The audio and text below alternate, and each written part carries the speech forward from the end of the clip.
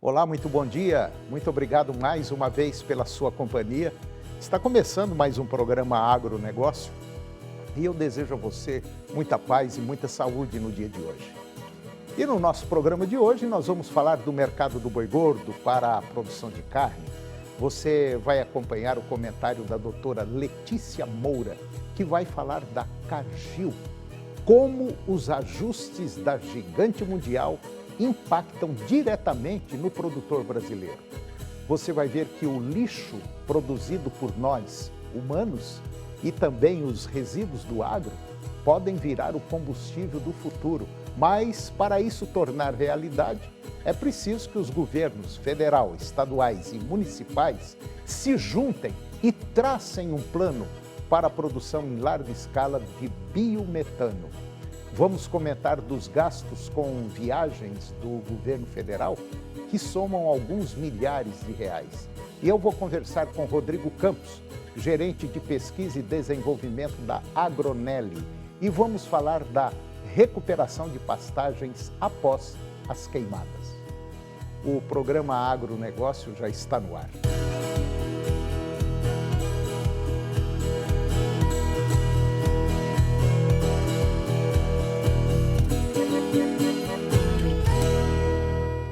Eu começo o programa de hoje falando do mercado do boi gordo para a produção de carne.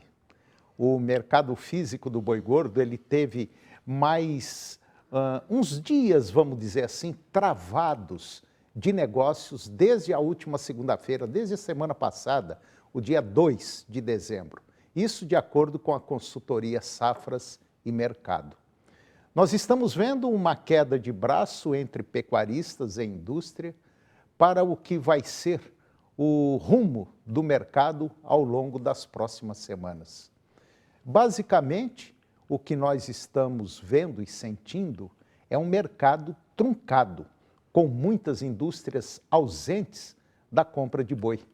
Já as ativas, elas tentam exercer uma pressão igual ao que está acontecendo no mercado futuro. Pelo menos é o que aponta o analista da Safras e Mercado, o nosso amigo Fernando Henrique Iglesias. Na última terça-feira, dia 3 de dezembro, os frigoríficos abriram o dia oferecendo provavelmente preços mais baixos. E se o pecuarista aceitar esses preços mais baixos, o jogo vai mudar. O dólar comercial bateu na casa de R$ 6,00, um pouquinho acima dos 6, na semana passada. Outro fato é que com o aumento na arroba do boi gordo, as cotações do milho no mercado físico e também na bolsa subiram. E em novembro, a relação de troca entre o boi gordo e o farelo de soja atingiu o maior patamar da história, com 6 arrobas necessárias para comprar 1 tonelada do subproduto na média nacional. Essa melhora ela foi impulsionada pelo aumento no valor do boi gordo e pela redução nos preços do farelo de soja, resultado das últimas expectativas positivas para a safra recorde no Brasil, além do rápido avanço das semeaduras no Brasil e também na Argentina. E com isso os pecuaristas ganharam mais poder de compra, com destaque para Minas Gerais, que apresentou a melhor relação desde novembro de 2011. A expectativa para dezembro continua positiva, com possíveis novas melhorias. Apesar disso, a melhora nas margens dos pecuaristas ainda não foi plenamente refletida, pois o impacto financeiro do rally da alta da carne bovina demanda tempo para se consolidar. Esse movimento deve ganhar força após o período das águas, por volta de abril, quando os pecuaristas estão mais capitalizados e precisarão de milho devido à escassez de pasto. Pelo menos é o que aponta a Grão Direto, a consultoria Grão Direto. E com isso, o aumento na demanda vai coincidir com a entrada do milho segunda safra no mercado, gerando aí um cenário de maior pressão sobre os preços do grão. E agora você vai ver que o lixo produzido por nós humanos E também os resíduos do agro podem virar o combustível do futuro. Mas para que isso torne realidade, é preciso que governos federal, estaduais e também os municipais se juntem e tracem um plano, vamos dizer, em larga escala para a produção de biometano. Confira.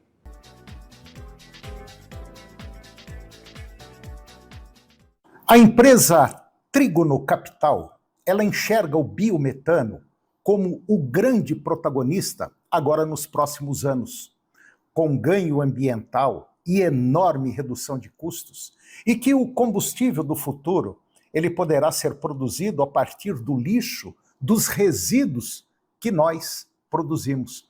E olha que não é pouca coisa. Basta você imaginar cidades, por exemplo, com mais de 50 mil habitantes no Brasil, a quantidade de lixo que não é produzida. Além do etanol de milho, a Trígono Capital, que é uma empresa gestora de recursos independentes, que utiliza metodologias proprietárias para obter resultados consistentes, que superam os índices e o mercado no médio e longo prazos. A Trígono Capital, ela oferece uma diversificação real em produtos sustentáveis e enxerga o biometano como o grande protagonista nos próximos anos. É realmente o futuro, com ganho ambiental e enorme redução de custos. Quase todo resíduo orgânico, quando se decompõe, ele passa por um processo de biodigestão que libera biogás. E esse biogás, ele é rico em metano, cerca de 60%.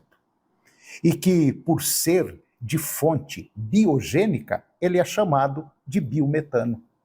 Portanto, esse processo também acontece na decomposição do lixo urbano que nós produzimos, de dejetos de animais e também de resíduos agrícolas, cascas, folhas e galhos, por exemplo. Além de outros processos fermentativos, como na produção de etanol, a partir da vinhaça, na proporção de 1 litro de etanol a cada 13 litros de vinhaça.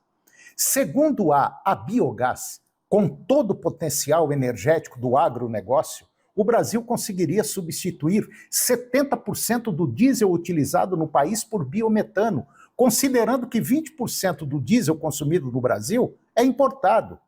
A empresa São Martinho, por exemplo, ela conta com um investimento de 250 milhões de reais em biometano na unidade de Santa Cruz, produzindo o biocombustível a partir da biodigestão da vinhaça. Com isso, a empresa processará 100% dessa vinhaça gerada na unidade e vai produzir 15 milhões de metros cúbicos de biometano por safra. Esse montante tem o potencial de evitar 32 mil toneladas de gases de efeito estufa, o equivalente a 91 mil viagens de caminhão entre São Paulo e Rio de Janeiro. Se nós tivéssemos uma política pública direcionada para esse setor, poderia representar algumas centenas de milhares de dólares ao nosso Brasil. O que está faltando para nós no Brasil hoje é gestão, honestidade e vontade em querer fazer as coisas. Muito obrigado e até o próximo encontro. E você vai ver agora que as viagens do governo federal no ano de 2024 já ultrapassou a casa de 1 bilhão e 600 milhões de reais, segundo informações do jornalista Cláudio Humberto e também do portal da Transparência. Entre os dias 8 e 28 de novembro, o governo federal, o presidente Lula, gastou mais de 150 milhões de reais em viagens, de acordo com dados que foram divulgados no portal da Transparência, que é uma ferramenta obrigatória, por lei, para informar as despesas públicas. No ano de 2024, o total já gasto pela administração federal, com passagens e diárias, já ultrapassou 1 bilhão 650 milhões de reais.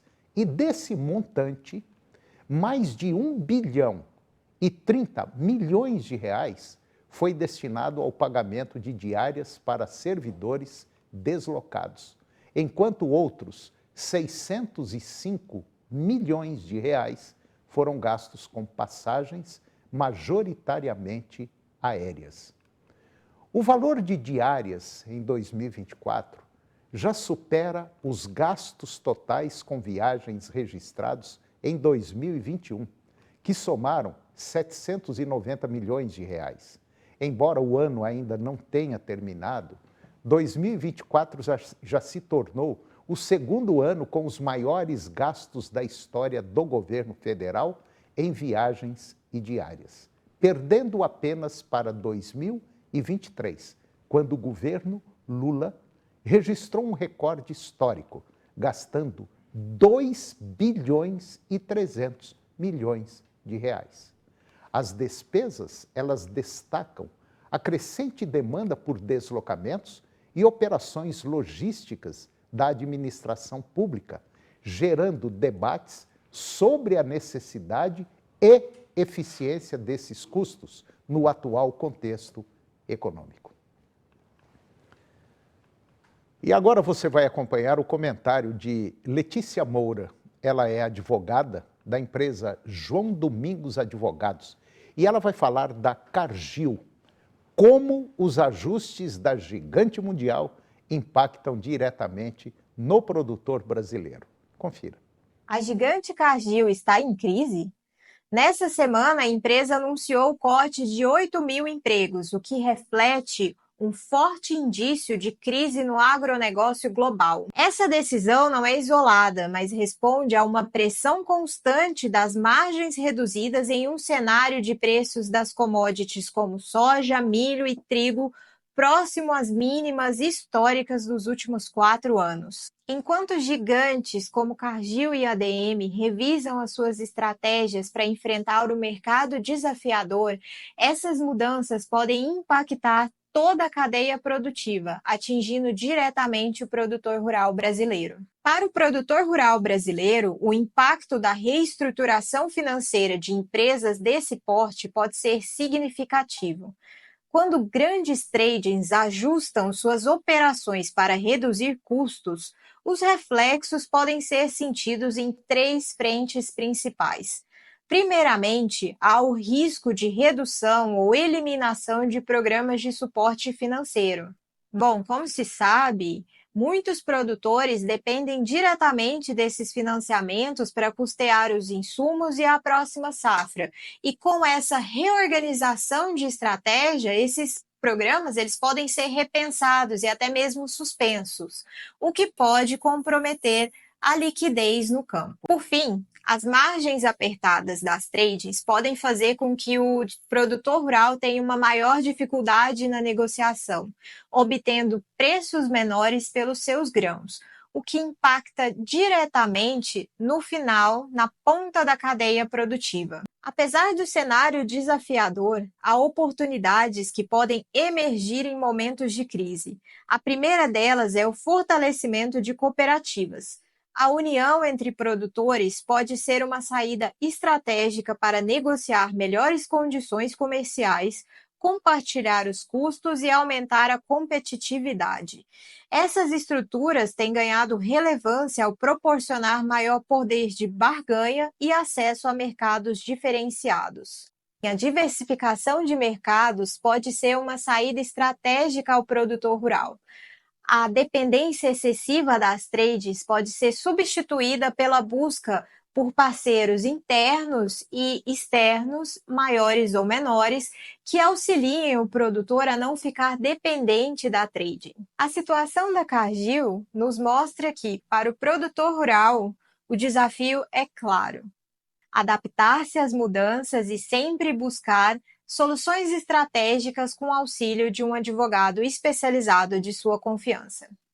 E você, o que acha desse mais novo desafio na seara do agronegócio global? E depois do intervalo, nós vamos conversar com Rodrigo Campos, Ele é gerente de pesquisa e desenvolvimento da Agronelli. E nós vamos falar de recuperação de pastagens após as queimadas. Nós voltamos já, é um minuto só.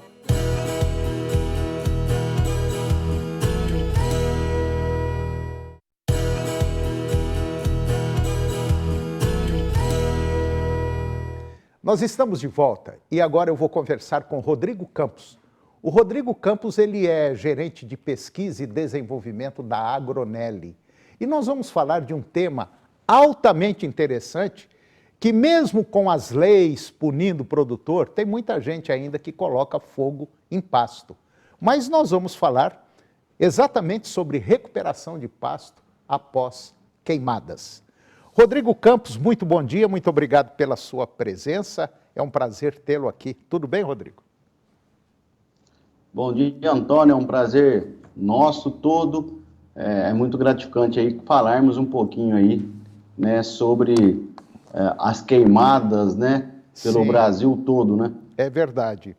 Rodrigo, antes da gente entrar para valer no tema, dá uma visualizada assim, rapidinho, o que é a Agronelli, o que ela faz? Antônio, a Agronelli, o Grupo Agronelli, esse ano completou 35 anos de existência, começando com o uso do gesso agrícola, né?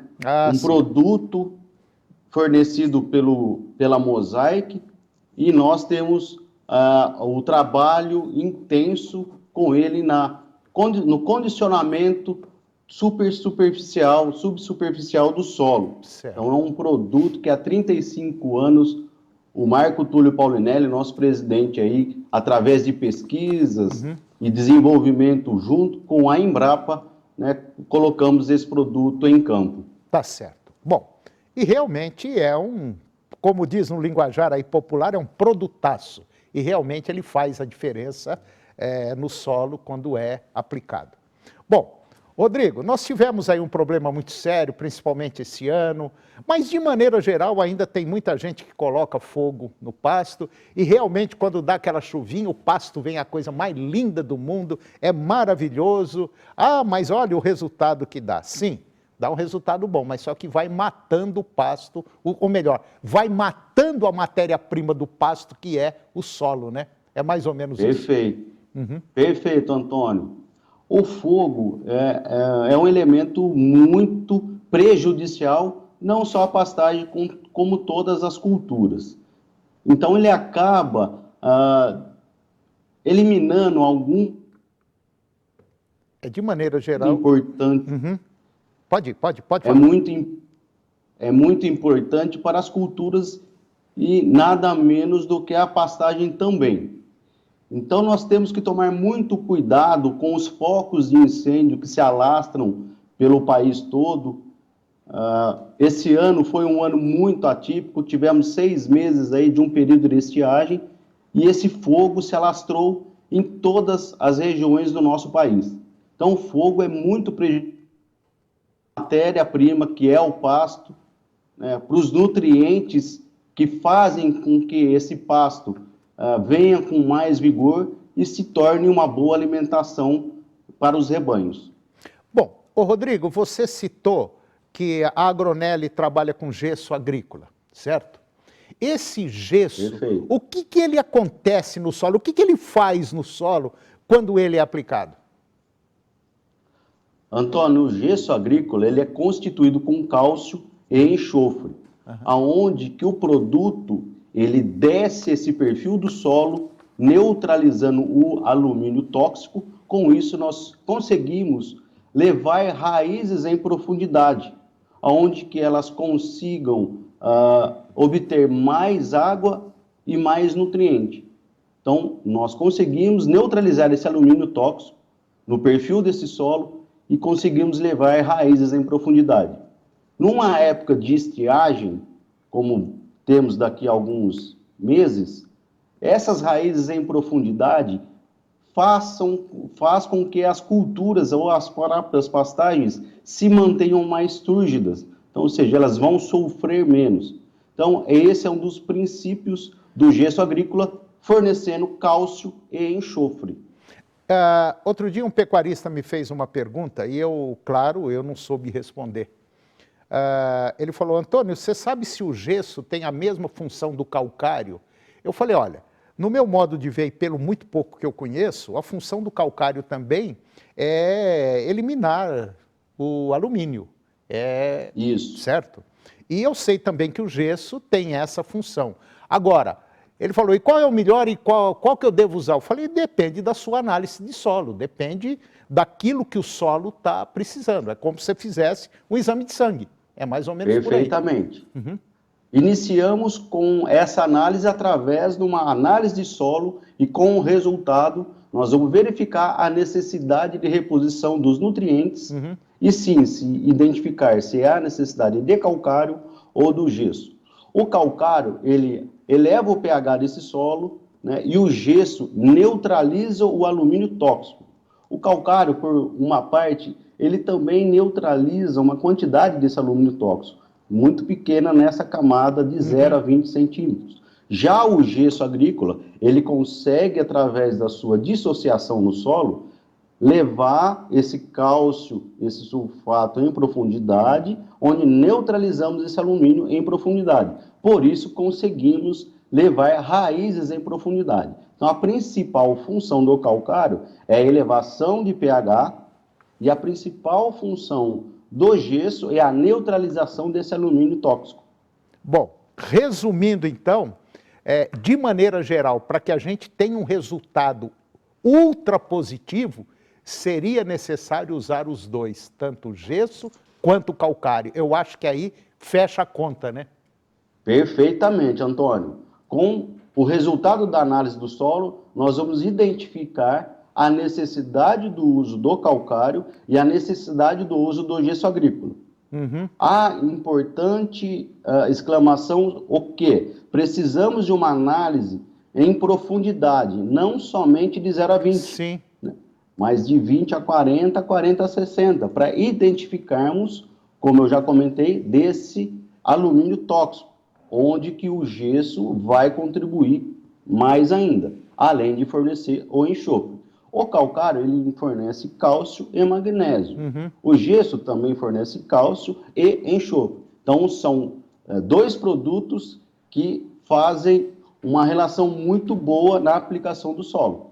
Pois é por isso, então, que muitos produtores, principalmente pecuaristas, não têm aquele resultado que estava esperando. Não, mas eu joguei 3 toneladas de calcário, eu coloquei 4 toneladas de calcário. Às vezes, você não está chegando no seu objetivo final, que é a profundidade. Às vezes, nos 15, 20 primeiros centímetros, a coisa está uma beleza. Mas dos 40 aos 50, dos 50 a 60, aí é que mora o perigo. Às vezes o problema está lá embaixo. O alumínio está lá embaixo, prejudicando o desenvolvimento da sua raiz. É só isso que está acontecendo. Então, justamente. É isso mesmo, não é? Justamente. É por isso... O pecuarista ou o próprio agricultor, muitas das vezes, ele aplica apenas o calcário e não aplica o gesso. Então, ele vai estar fazendo um tipo de trabalho nesse solo, elevando o pH, né, e não consegue trabalhar em profundidade, aonde que esse gesso vai trabalhar com essa neutralização desse alumínio tóxico. Então, vamos colocar uma coisa na cabeça. Nós precisamos dos dois se nós quisermos ter um resultado positivo. Porque o sistema radicular de uma gramínea, por exemplo, de um braquiarão, vamos começar por aí, você pode ter certeza, ele vai a 1,50 m, 1,80 m, e eu já vi braquiarão que vai a mais. Ele vai buscar água e nutriente lá embaixo. Se ele encontrar um obstáculo, que é o alumínio, ele vai parar de crescer. E aí você vai ter problema. E de maneira geral, não é só braquiária, não é só capim, não. É basicamente todas as culturas, né? Exatamente, Antônio. O gesso, ele consegue trabalhar dessa maneira, levar a raiz em profundidade. Como você mencionou, algumas áreas de abertura de braquiarão a 1,50 m, a 1,70 m. Nós temos áreas aqui em abertura de trincheira que conseguimos mostrar profundidades maiores de até 2 metros. Então, esse perfil de solo, essa construção de perfil de solo é muito importante. É verdade. Aonde o braquiarão ou todas as outras culturas consigam buscar a água em profundidade. Isso é muito importante. O produtor precisa realmente fazer esse tipo de aplicação. Entendo. Bom, eu conversei com o Rodrigo Campos, gerente de pesquisa e desenvolvimento da Agronelli, e caso você tenha alguma dúvida, entra no site, se você entrar lá no Google e colocar Agronelli, já basicamente vai cair no site, você pode ter mais informações técnicas que são altamente importantes. Às vezes a gente fecha a mão e as coisas vazam por entre os dedos. Então vamos fazer a tarefa de casa, o dever de casa certinho, que o resultado aparece. Calcário e gesso é o casamento perfeito para dar um resultado positivo. Pode ter certeza disso. Rodrigo Campos, muito obrigado pela sua presença. Gostei demais dessa conversa. Eu acho que foi uma conversa muito proveitosa e eu gostaria de trazê-lo mais vezes aqui para a gente trocar figurinha, que isso é muito importante. Ok? Obrigado, Antônio. Fico à disposição. Falou, meu irmão. Muito obrigado. Um abraço. Um abraço. E o programa de hoje chegou ao fim. E eu termino o nosso programa com a seguinte frase: vista pelos jovens, a vida é um futuro infinitamente longo. Vista pelos mais velhos, um passado muito breve. Muito obrigado pela sua companhia, que Deus os abençoe e até o próximo programa.